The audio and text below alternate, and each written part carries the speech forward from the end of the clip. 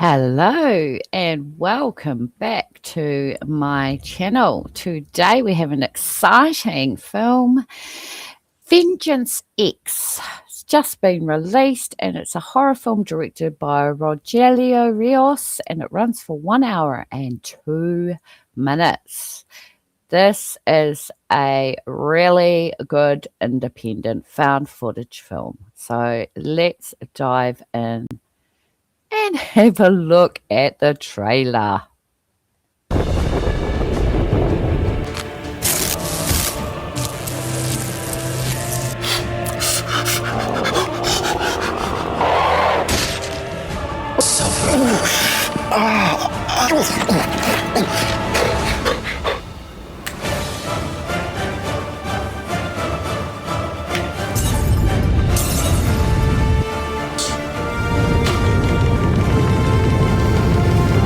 Welcome to my realm.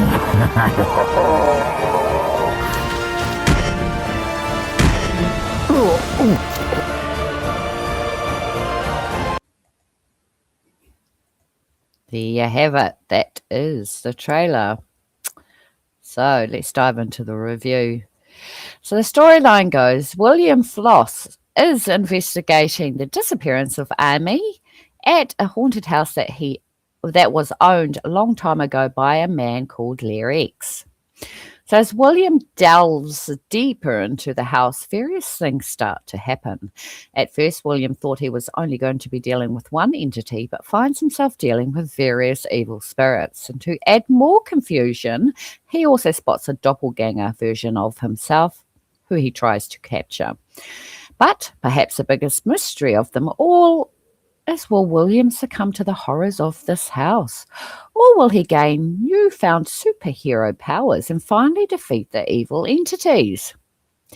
So this is another of Rogelio Rios's found footage films, which I have grown to appreciate over the years.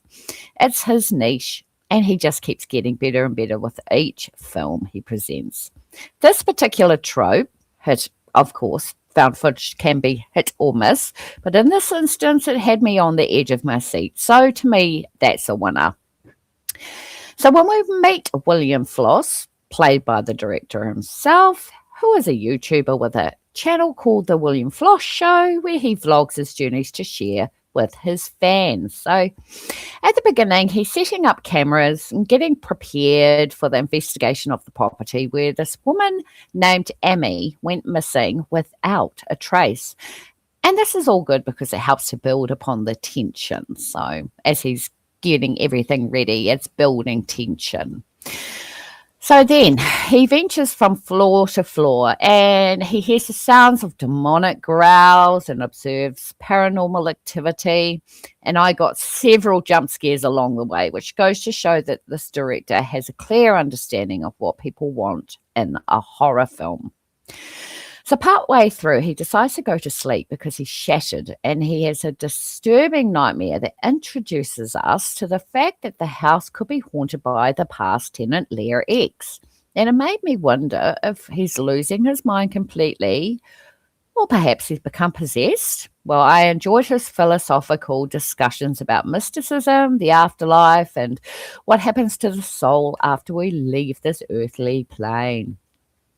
His explanation about the history of the property is good revelations to fill the viewer in, adding intrigue and to enhance upon the storyline and the overall effect of the plot. So it really pulls us into the film with more depth, thus keeping the momentum flying nicely. The serial killer thread is horrendously frightful. Such evilness surrounds this house. It's this particular reason that William chose to investigate this house in the first place. So I enjoyed the scene in the garden as it lightens the intensity levels a little bit so that when the tension climaxes again, it maximizes on the terror in a very clever way to keep the viewer invested in the film to see how it all plays out. Second to that, we also witness the terror that William is feeling about the impending night. In William's own words, it's like the calm before the storm. The suspense is building nicely, especially when William comes across the mimic entity, which anyone in the paranormal world will know that that is a very terrifying experience. I myself found this relatable because I've had that happen several times over my lifetime, and it's not pleasant to hear your own voice in the middle of the night. So, I think what makes it even worse is when he comes across his doppelganger, and we know that that's not going to end well. So, there's this creeping fear of dread that follows us through the film, capturing the true essence of what it feels like to be tormented by evil spirits. I was very disturbed when the scene when William is actually attacked by the evil entities. Oh, it gave me a hell of a fright. So I also noticed the abrupt transitions between scenes.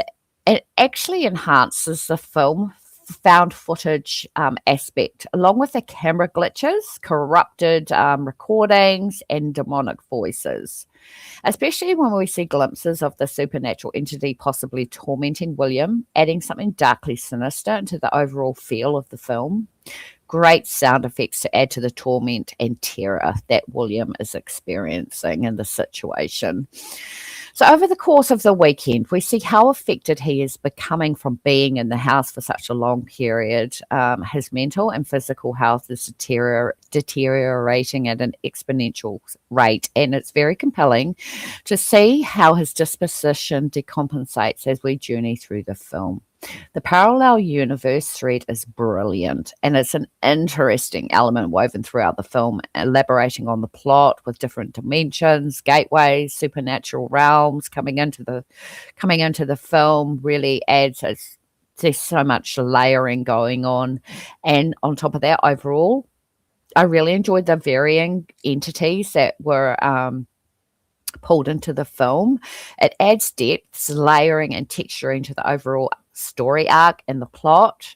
William discovers a journal that belonged to LearX, who is talking about being a superhuman with supernatural powers. And it ramps the film up to another level because he learns the truth behind the serial killer's intentions.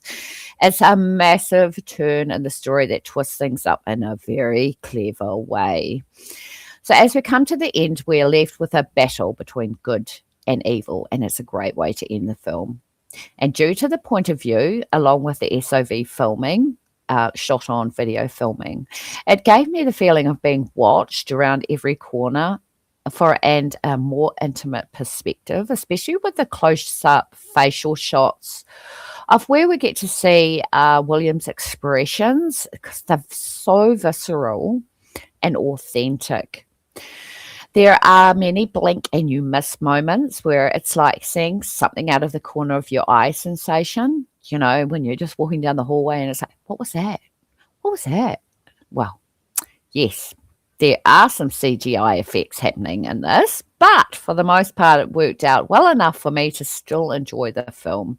It wasn't overtaken or ridiculous. It was actually done really quite well. I highly recommend this film to watch because I thoroughly enjoyed the wild ride. It has spooks galore, demonic entities, supernatural creatures, and with a rock solid storyline and thick plot, you will not be disappointed. I really enjoy watching this director's found footage. It's his niche. He's nailed it. He just keeps getting better and better, which is what we want to see in independent directors, is to see them grow and evolve and become better and better as they master the craft of especially found footage, because found footage is a really, really hard one to pull off. And he does it so well. And the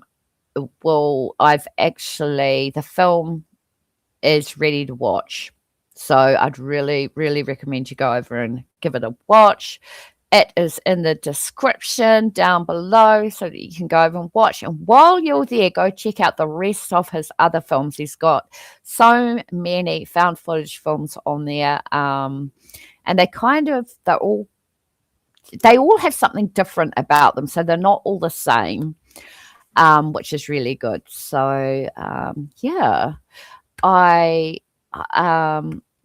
that's that's been my review of Vengeance X, and directed by Rogelio Rios, and it runs for 1 hour and 2 minutes. And please go over and have a look.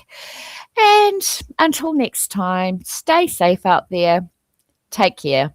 Bye for now.